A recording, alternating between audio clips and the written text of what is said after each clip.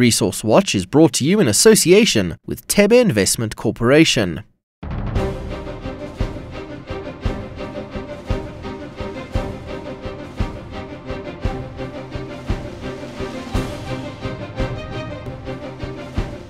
Hello and welcome to the first broadcast of Resource Watch, the show that brings you news in and around commodities. In our launch show, we are sitting down with the newly appointed Minister of Mineral Resources, Ngoako Ramatlhodi. Minister, thank you so much for making the time to sit down with us today.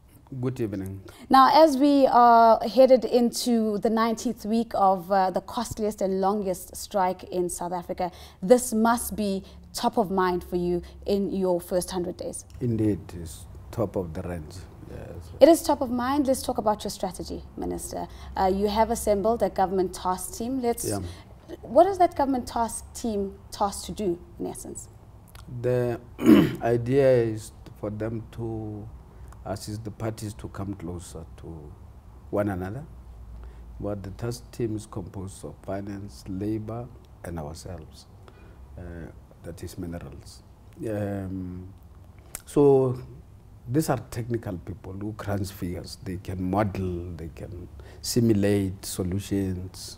So it's a highly skilled team. Mm-hmm. So it gives me the capability to intervene, so to speak. And that's what we are doing, intervening. We are not negotiating. What we are doing is to assist the parties to find one another. In other ways, to negotiate with one another. Because the strike having taken so long, you find that attitudes and positions have hardened. So our job is to put a bit of oil on the wheels so that there can be movement forward. For instance, you're looking at the living conditions of the workers in areas around mines. You go to Marikana, it's quite a horror story. So we could collaborate together with them to resolve some of those conditions there, because in any event, it's part of our mandate to make sure that our people are properly accommodated. I understand that you may not be in a position to share numbers with me right now, but in terms of the terms of the oil that you're using to bring these parties together, what have you introduced in that proposal that you think might bring these two parties onto the same hymn sheet? So one of the things that we have done is to recognize that there are people who are close to AMCU. For instance, the bishop here in Pretoria, and you have got Dali Boko, individuals like that. And our approach has not been to exclude them, it was to bring them in so that they can assist with the political side of issues. Government is considering, at the conclusion of this exercise, to take the matter back to the court so that we don't substitute the official institutions that are created to resolve this matters such as this. So we'll be taking it back there once there is an agreement. Let me maybe move on, Minister, from this particular strike and let's look at the unions broadly. We've seen the CCMA coming in, we've had the labour courts coming in, we had a prior government intervention under the then Deputy President Kgalema Motlanthe. Are the unions too strong in South Africa? I think our law encourages strong unions. And when you have got strong unions, it's easy to reach agreements. This is our experience up till this point. Unlike where you have got labor that is scattered and therefore is not represented. So, Minister, what's gone wrong in South Africa then?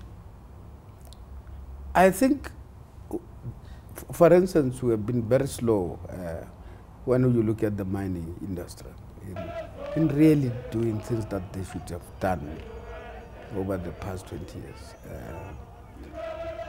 The workers there, they work under very difficult conditions, and historically speaking, and that needs to be recognized. Let's pick one issue out, and maybe let's look at the migrant labor system, which is the backbone of this system.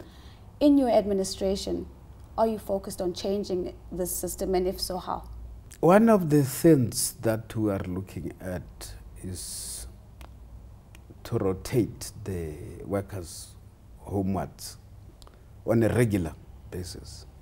In other words, they should not establish secondary homes here at the workplace, because that tends to split their income into supporting the home in rural areas where they come from, but also to support the home here at the workplace.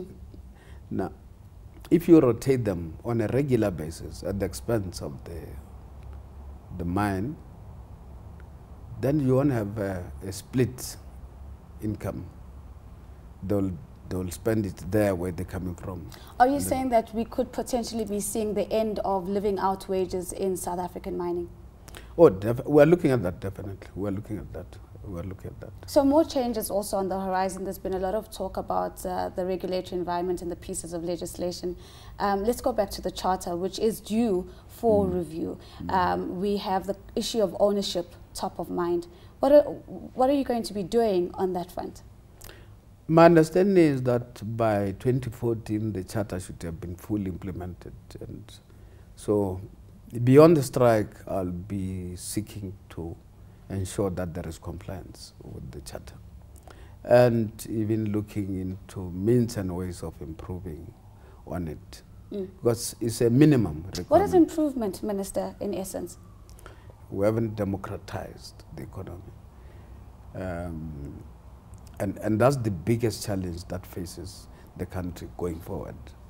So when the NC talks about the second phase of transition, we are referring precisely to the steps that we must take to change the ownership of the economy of this country. So we're sitting on 26% in terms of ownership in the mining industry as a target that has not been met appropriately to date. How are you moving that target? Are you increasing ownership? Is that what we should be expecting, or are we going to be overhauling the industry altogether? What we propose to do is to follow the suggestions that have been made, for instance, by the Communist Party, where we get all the stakeholders and we relook at the industry afresh. And out of such a gathering, we'll come out with solutions to the problems. But definitely, the idea is to increase the pace of change with regard to ownership, management, and acquisitions in operations, the whole front, the entire industry as it operates. Let's look at the gold sector now, as the negotiated packages come up for renewal and talks of a possible strike there. How are you going to avert that? The principal function of government is not to mediate between labor and the employers. We have built and created institutions that must assist in resolution of such complex. The collective bargaining system as it exists right now, the Minister, hasn't proven to be up to the task. It's under a lot of stress. But I think, for instance, one of the things we need to look at is changing the laws, which gives us teeth. If the parties fail to resolve their disputes, at some point, the state should be able to find a legal way of resolving those issues. Obviously, it will be the Minister of Labour who would have to look at that. But what I've realized with this particular strike is that arbitration seems to be only on the basis of willingness by the parties. In other words, compulsory arbitration, the legislation that I've looked at is silent on the issue. Yeah. But it does not mean we may not be able to do it. And in fact, I might have to try it if all else fails now, and then see what the court does. Right. But it's something I'm looking at, definitely. Let's talk about inequality in South Africa. When we talk about the pay gap, which is at the core of the strike that we're seeing in the platinum industry, the mining companies in South Africa are at the top of that list in terms of the gap we see between what's paying chief executive officers and the lowest paid worker who's in the trenches. Again, a focus for you as you step into office? We have a very big challenge as a country, because in 20 years, whilst we have done a lot of things good, we have produced one of the most unequal societies in the world. And we left wealth to stay where it was. In other words, wealth stays in the white hands. It's as simple as that. And we must begin the process of transferring elements of that wealth to the majority. And the various initiatives that government takes, including in mining, would then begin to address that question. We are going to be very aggressive in doing that. Now, Minister, I understand that all appointed ministers have to sign a performance agreement with the President. What are your targets?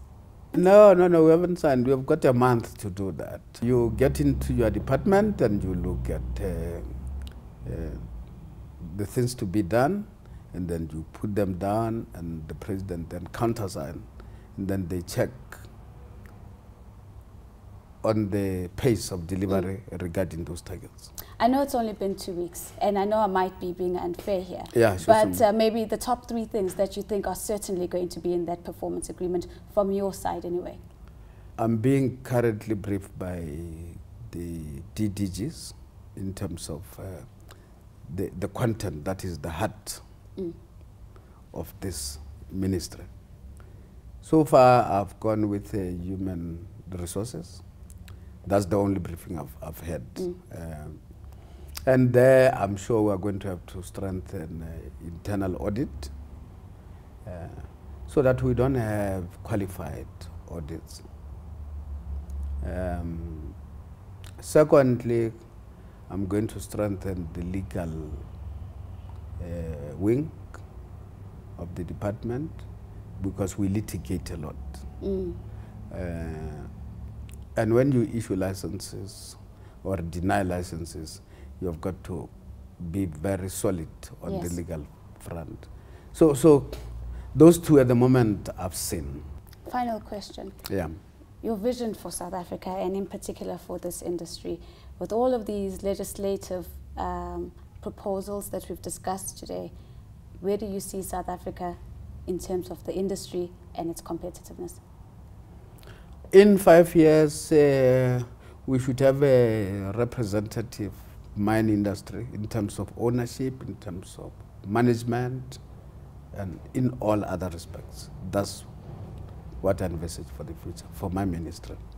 Minister, thank you so much for making the time to talk to us today. Lovely. Thank you very much for giving me the opportunity. Thank you very much indeed. Thanks. Well, that's it for Resource Watch. Don't forget to catch the show again next week. Remember that you can stay engaged on Twitter. That's using our hashtag Resource Watch and following at CNBC Africa or following me at Nozipho Mbanjwa. Until then, it's goodbye for now.